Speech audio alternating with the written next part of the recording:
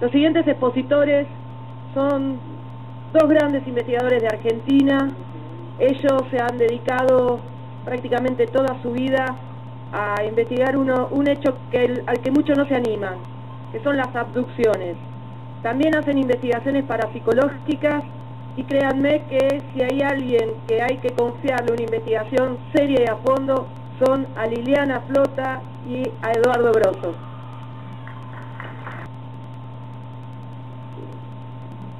Bueno, buenas tardes. Hermosas palabras las de Guillermo Aldunati para meditarlas realmente.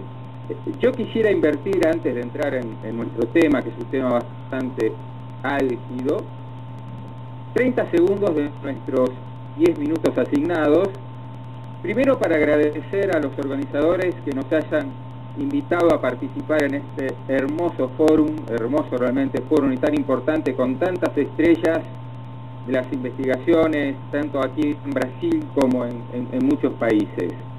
También quisiera hacer un reconocimiento antes de empezar hacia ustedes, el público que nos ha acompañado, tomando también las palabras de Silvia a lo largo de estos 4 días. Hoy comentábamos con Ronald Maidana, antes de su alocución, de su discurso, la buena educación, el entusiasmo, la sapiencia, todo lo bueno que tienen ustedes como público que nos han acompañado estos días y que con total respeto y paciencia han escuchado los discursos de todos los investigadores. Por eso para nosotros es un gran, pero un gran placer hablar para ustedes, y es casi un sueño, un congreso ideal para poder trabajar y poner nuestro pequeño granito de arena en esta playa de conocimiento ufológico. Bueno, vamos a lo nuestro. Junto a mi esposa, Liliana, desde mediados de la década del 80, o sea, cuando nos casamos, realmente cuando nos casamos empezamos a investigar los casos de visitantes de dormitorio. Estamos estudiando este fenómeno denominado mundialmente como visitas de dormitorio, que es parecido a las abducciones, pero no es exactamente igual. Hay que remarcar una diferencia. Tengo la plena seguridad que todos los investigadores presentes y el público en general, todos ustedes, seguidores de la revista del amigo Gevaer, conocen perfectamente esta fenomenología, por lo que no quisiera, debido a lo acotado que tenemos de nuestro tiempo, extenderme más que en detalles significativos. Estas experiencias no pueden ser catalogadas de ninguna manera simplemente como casos de parálisis de sueño o de simples procesos alucinatorios, por presentar básicamente marcas, heridas y aspectos muy pero muy definidos en todos los casos estudiados por nosotros y que no son diferentes a casos estudiados en otros lugares del mundo. Nosotros hemos tenido la oportunidad de estudiar a cerca de 30 familias que son visitadas por estos seres que vamos a describir en un momento. Cuando hablo de familias, hablo desde el abuelo, los padres, la madre, los hijos y los nietos. Y si tenemos salud y tiempo, ojalá que sean los bisnietos y los tartaranietos y podamos también entrevistarlos.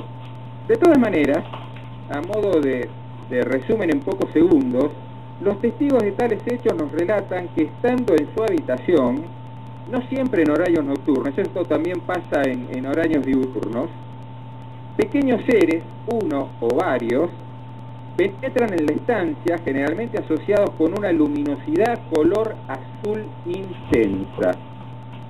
Pequeños seres de aproximadamente 1,20 m de altura, con brazos largos, grandes cabezas, ojos enormes con un poder muy pero muy hipnótico. Quien haya estado en el día de ayer en la conferencia de Gilda Moura, seguramente recordarán esas hermosas y terribles ilustraciones de los grises. Estos seres, al menos en nuestros casos, y esto es interesante, brillan en tono fluo y tienen un comportamiento grupal y aparenten una total falta de emociones. Lo que quiero decir que estos seres cuando se aparecen son fosforescentes. El testigo se encuentra totalmente paralizado y extrañamente calmo, aunque la situación sea como una pesadilla. No me acuerdo si fue Roberto Pinotti o un colega italiano que dijo, no sé si fuiste vos, Roberto, que dijo que los visitados pertenecen a un club al que nadie quiere pertenecer. Como decía, son similares a lo que en el resto del mundo se conocen como grises. La secuencia de la experiencia se resume en el siguiente modo, así rápidamente. Primero, el testigo solo con su pareja, estando en su propia habitación, nota problemas con los aparatos eléctricos que se apagan o se prenden aparentemente con voluntad propia. Pueden producir destellos de luz o la aparición de pequeñas esferas luminosas de colores variados y brillantes.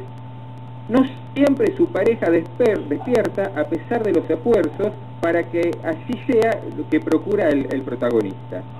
A veces se producen como explosiones alrededor de la cama y el testigo se siente invadido por una luz azul. El testigo comienza a sentir rigidez muscular. No puede moverse, salvo sus ojos. También un sonido persistente que ensordece le anula el oído derecho. Nosotros decimos que a veces el prolegómeno de estas experiencias es un chillido, una especie de silbato muy fuerte que podemos escuchar con el oído derecho. Una o varias figuras fosforescentes aparecen a veces atravesando las paredes. Los primeros casos que investigamos allá en el año 86, cuando la gente nos decía que estos seres atravesaban las paredes, realmente nos parecía demasiado fantástico para creerlo, pero a lo largo de las investigaciones nuestras hemos visto que es un hecho total y absolutamente común. El testigo está aterrado y nota la cara del ser a pocos centímetros de la suya. Estos seres se ponen así, a escasos 2 centímetros de la cara del protagonista. En ese momento el protagonista se tranquiliza, entra en un estado modificado de conciencia y siente, y esto es interesante, cómo conoce al ser desde su infancia. Terminada la experiencia, bueno, después que reconoce al ser, ahí viene toda una serie de manipulaciones sobre el cuerpo de la persona, del humano, que después Liliana va a hacer un pequeño hincapié en eso. Terminada la experiencia, el ser desaparece, no sin antes hacerle ver al humano, en una especie de pantalla circular, imágenes del tono apocalíptico, generalmente una tierra yerma, muerta, sin vida. El testigo comienza a recobrar el dominio de sus músculos. Concluido el suceso, el protagonista está extenuado y nuevamente se terroriza. En el caso de existir animales viviendo en la propiedad, en muchos de nuestros casos era así, había animales en la estancia, estos están atontados durante la experiencia. Los testigos se refieren a todos ellos como, y esto es interesante, insectos gigantescos. En la gran mayoría de nuestros casos, en la gran mayoría, cuando toda esta gente nos relataba su experiencia, casi ninguno usó la frase o la palabra extraterrestre.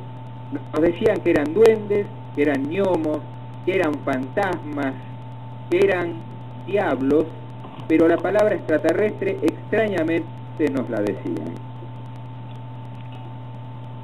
Estos seres no tienen ningún atributo de tipo sexual. Los testigos reconocen a un ser femenino, casualmente por no tener atributos sexuales, pero ellos sienten que la presencia es femenina y de alguna manera la conocen desde su infancia, cuando realmente comienza el contacto que se prolongará a lo largo de toda su vida. Y acá hay algo importante. Los contactos de este tipo comienzan a los 4 o 5 años de edad y terminan cuando el testigo humano fallece. La experiencia se da a lo largo de toda su vida y seguramente de sus hijos y de sus nietos. Lo que quisiéramos resaltar en esta pequeña exposición son las pautas físicas y los aspectos fisiológicos que encontramos en los testigos y que tal sirva para poder comparar con los casos de todos los colegas.